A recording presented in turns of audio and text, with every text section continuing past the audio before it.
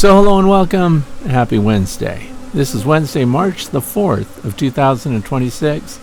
I'm Frederick Dunn and this is The Way to Be. So what we're doing is going to do a quick walk around the apiary here to see what's alive and see what isn't. These are honeybees, of course, northwestern part of the state of Pennsylvania, northeastern part of the United States.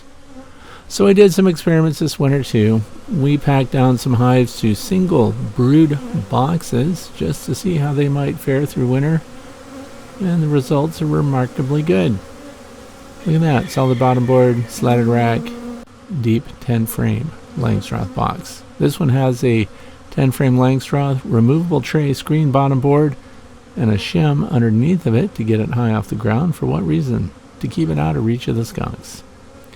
Now this is one of those hybrid hives. It has the Propola box and it has a medium 10 frame Langstroth on it. I never got around to taping that opening up, so the bees are still getting in and out. These are Apimaye hives. The one on the left is one of their 6 or 7 frame size, and the one in the background there is a 10 frame full size. And they're insulated hives. And so here on the end, Langstroth again, medium super, capped honey going into winter, and a 10 frame deep, and that is sitting on a slatted rack which sits on a solid bottom board. Here's the real question: did the top bar hive make it? Yes. Even through our terrible winter, even though I did not insulate it as is, it made it through winter. So of course the start of this video was right around 12, so 11:30 to 12 midday. And I wasn't seeing any pollen coming in, and this is the 2 queen or 2 colony system keeper's hive. This is the north facing side, and then this is the south facing side. So each colony separated, and their own entrances, they both made it. No big surprise there, because they were very strong going into winter. They have screen bottom boards, removable trays. Last time someone asked about the Layens hives, did they make it? Yes, Layens hives made it. These are insulated with sheep's wool, and I sealed the tops, no top venting. Also, observation hive.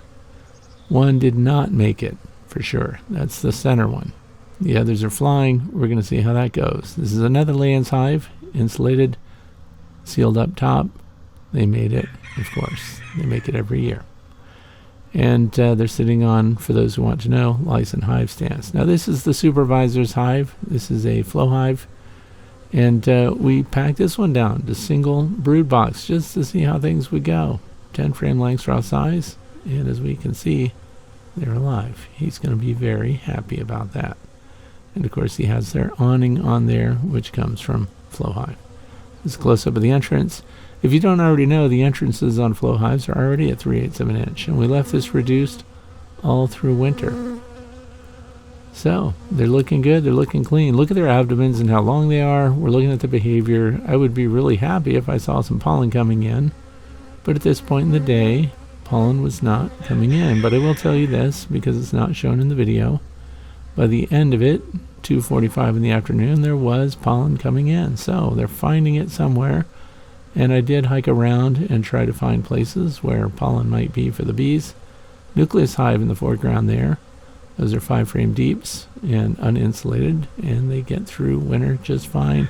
Right next to that, a Propola box, 10 frame deep, all by itself, insulated with double bubble. And then the Apimaye insulated cover with their feeder. And then there's an Apimaye hive right there. Here's another one, single brood box management. Late season hives, by the way, did not think they were going to do too well, and this has the screen bottom board with the removable trays, and they are enclosed, so it's not open to the atmosphere. Now we have an older hive here. It's got some components that are older and some that are new. It has Hoover hive right in the middle there. You can see how the beeswax is holding up not very well. The 10 frame, of course, Langstroth bottom box is just fine. And they were using this insulated inner cover by Be Smart Designs. They were going through that upper entrance at the end of the year, and they continue to do that. I did not seal that up for them. I found that difficult to do since they were already using it as their primary entrance. Bottom entrance, they're using a little bit, and they're dragging things out. Now here's one we really want to know about, hive number 44. End of the year, they're the ones that built that propolis entrance on the front. They shrouded it, and they weren't looking good, to be honest. Middle of winter, they were all up at the very top. Here it is, hive number 44. And it's a nucleus-sized box, and they're alive, clearly. By the end of this video, they were bringing in pollen. So, surprise package. If you want to know if they're being robbed or if they're resident bees, if they're dragging out their dead, like this, they're resident bees. If they're bringing in pollen through the entrance, those are residents. And also, look at the ground. See if there's any evidence of fighting or killing bees and things down there. Always look for big die-offs, and we didn't have any. Knock on wood. Pretty interesting. Very good news out here. I could spend a lot of time just sitting with this colony because they're one of those remarkable tiny colonies that just managed to make it. And look at the undertaker bees on the right bottom there. They could be guards also, because that bee's definitely alive that they're showing the door. If there's guards actively inspecting incoming bees on the landing board, another great sign. Because, of course, remember, other colonies that are big and strong like this one could engage in robbing behavior, and they could go out and raid other beehives that aren't doing very well. That's why you pay attention to their behavior on the landing board. If you see them coming out and wiggling their abdomens, twirling them around, they're arranging the resources they just took before they fly away. Also, you don't see any guards if the residents are dead and open to robbing. So it's very interesting. That's a premier Propola hive, and it's on a slatted rack on a solid bottom board. So these are south-facing hives. Very good. I'm very surprised because I was expecting some pretty decent losses considering how bad the weather was this year and how bad the winter was with extended no cleansing flight days. So now we're doing great. It looks like the grass is greening up too. Just want to take another look at this Be Mindful top bar hive because I have another one. I have a brand new one. I bought it. It's in the garage. It's waiting for me to put out on a stand. I bought some more licensed stands, which is what this one is on. And we're going to continue with top bar hives because I'm pretty impressed. That was very easy. The observation hive doing very well. I'm going to show you the inside of the building, and you're going to see how they're insulated because the building is not insulated. Has very thin sheathing on the outside, T111. And you can see the railing in the background there. That is the Ivry-B hive. Notice no bees coming and going there. So we're going to take a look at that, and I'm going to give you a lesson learned. See the entrance of this hive? You might think this is a dead out. Well, this is also an observation hive of sorts, and there's no activity. Also, if you put your ear up to it, it's insulated and you don't hear bees inside. Return bees to life, Ivry-B. There's a video where I show you how to put this together. It has 15 frames of honey in it. So let's take a closer look. There are bees moving around in there. They're not dead at all. Sometimes when you have a colony that doesn't have any activity, they've got the resources they need and they don't go out unless it's nice and warm. Remember, it's only 52 degrees Fahrenheit, which is 11 degrees Celsius. And bees aren't flying unless there's resources to get, and this colony does not need resources. This condensation that you're seeing is between the two translucent panels. It is not actually on the inside of the hive where the bees can get it. So we're going to go back to the front. We're going to remove the dead bees, and then we're going to see if these bees inside don't come out and start flying around. What's your guess? They look healthy. And again, I like to look at the abdomens. They're moving around, of course, through the observation panel here. It's a 180-degree panel for observation. And the top is insulated, the ends are insulated, the bottom is insulated. Look at all the honey. I did not take honey off of this hive last year. We left it for the bees. Inside the observation hive, this shows you, observation hive building, this shows you how I insulate them. So there's just hot pockets, double bubble, reflectix, whatever you want to use. I just shrouded each one, and that's the way it is. It is 70 degrees Fahrenheit inside this building. And again, it's not insulated, but it has a broad south-facing wall.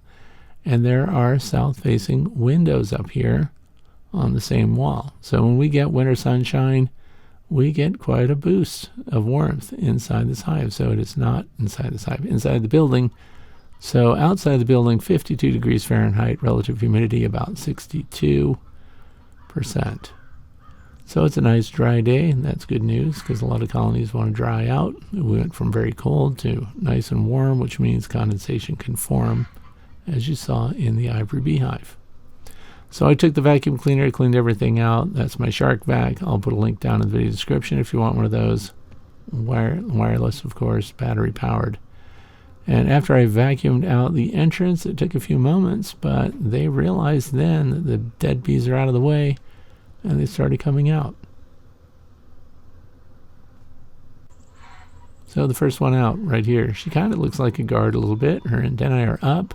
Her forelimbs come up every now and again. She's looking around, seeing the world possibly for the first time. She looks pretty fresh. Very good condition. Note the length of the abdomen. Well fed. Also not eliminating on surfaces right away. And here they all come out. So within just a matter of minutes after cleaning the dead bees out of the entrance, these bees are all piling out. A whole bunch of orientation flights began, and they started scouting. So they want to get their resources right away. Coming up this Saturday, by the way, we're going to have temperatures in the 70s, and there's going to be a lot of activity. And as I mentioned, by the end of this video, though I did not show it, they were bringing in pollen. Not a lot, but about 3 to 7 pollen loads per minute at 2:45 in the afternoon, which is a pretty decent time to look for pollen incoming. The other problem with the upcoming Saturday here, we're going to get warm weather, but according to the weather people, it's going to rain. So the bees are acting like there's something out there worth getting because they are going everywhere. So we're going to walk around, and I looked at trees. I looked at the growth in the woods. I looked at skunk cabbage, which I'm going to show you later. And the bees are not in that yet. But here's a good example. The one colony that had to have the entrance cleaned so the bees could get out. And they're doing great. Once again, I don't open this colony, and I haven't even treated them for varroa mites. They're just on their own. And we like to see how they're doing, and they're doing just fine.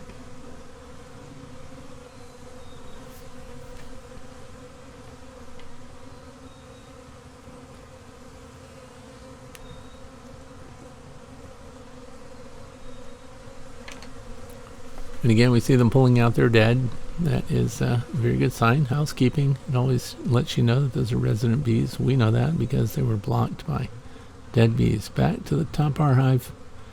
If you're looking at a beehive and you haven't chosen one yet for this year, top bar hives are very inexpensive.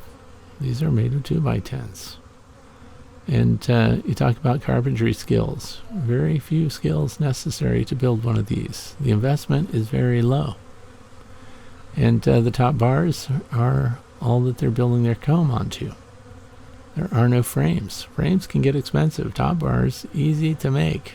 You can get 2x stock and just cut them the right length and put them on top and dribble some beeswax down the center, and they will draw out the beeswax. So I'm looking forward to getting into these hives. We're not doing that yet. It's still premature. I also don't see evidence that these colonies need any help. So I'm also not boosting their food and resources because these are backyard apiary bees. I actually don't like it when they build up too fast and start swarming on me. So we're just going to see what their behavior is. Now, how would you know if a colony was stressed? How would you know if they needed a boost of, I don't know, sugar syrup or something like that? If they're coming out of the entrance of the hive and they appear to be trying to fly, but they can't. They just bomb right off the edge of the landing board and land on the ground.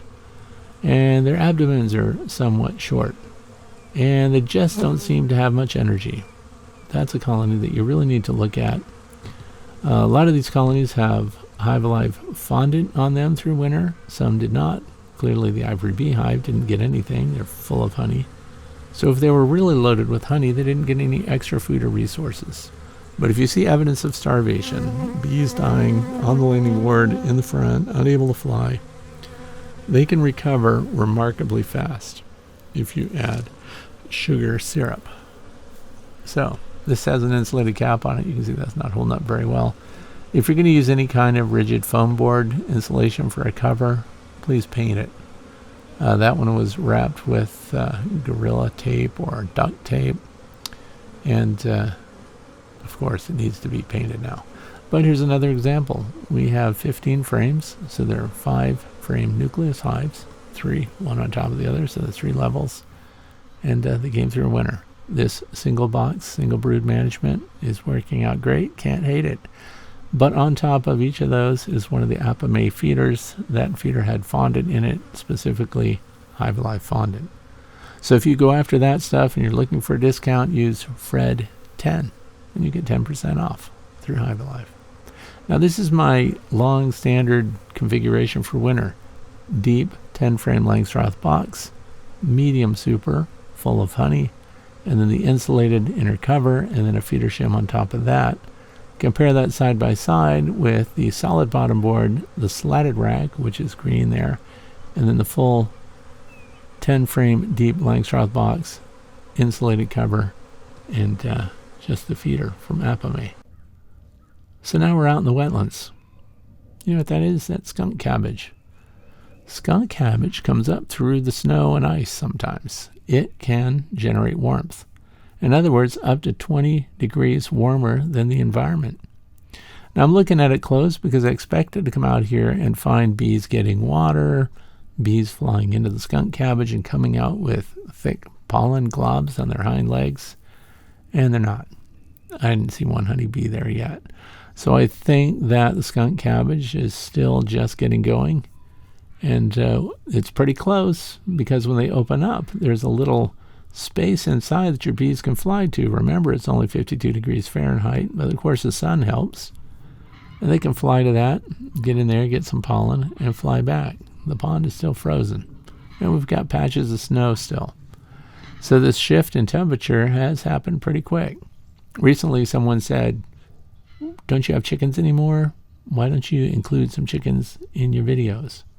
Well, we do. We've had chickens on this property for 26 years.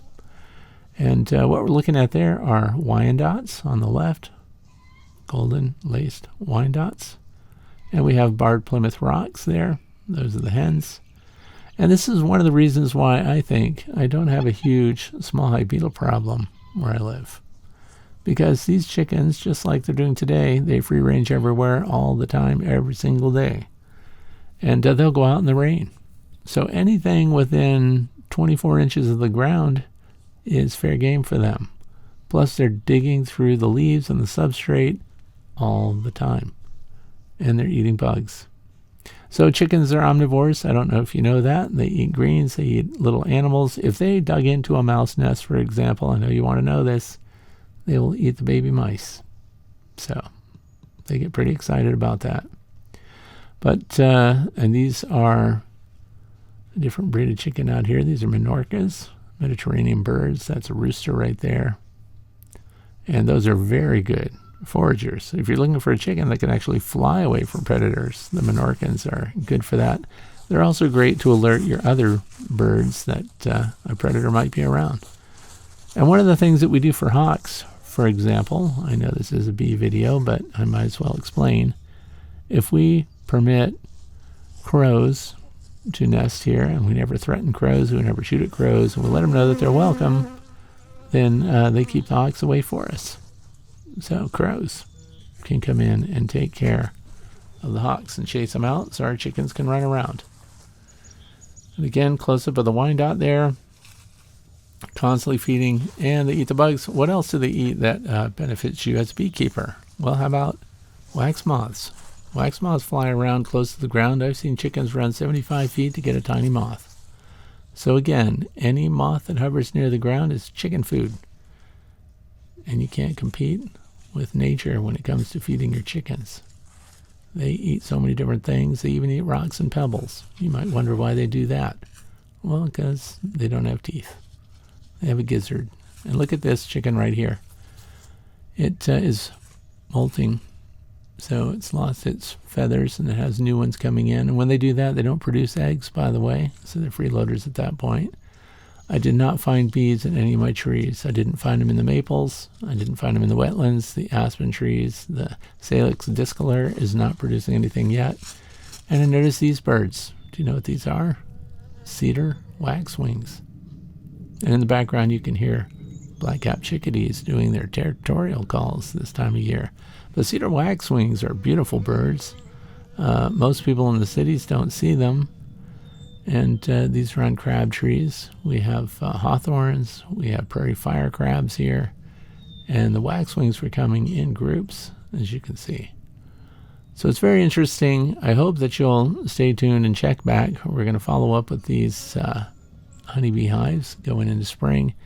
And when we open them up and start to check their food and resources, I'll, of course, make updated videos about that. But Hive 44, going strong. Top our hive, fantastic. And for those that wanted me to include the Layens hive, now you have your answers there. The Layens hives are also doing well. So I want to thank you for watching, and I hope that spring is bringing good news for you and your honeybees as well. I'm Frederick Dunn, and this has been The Way to Be.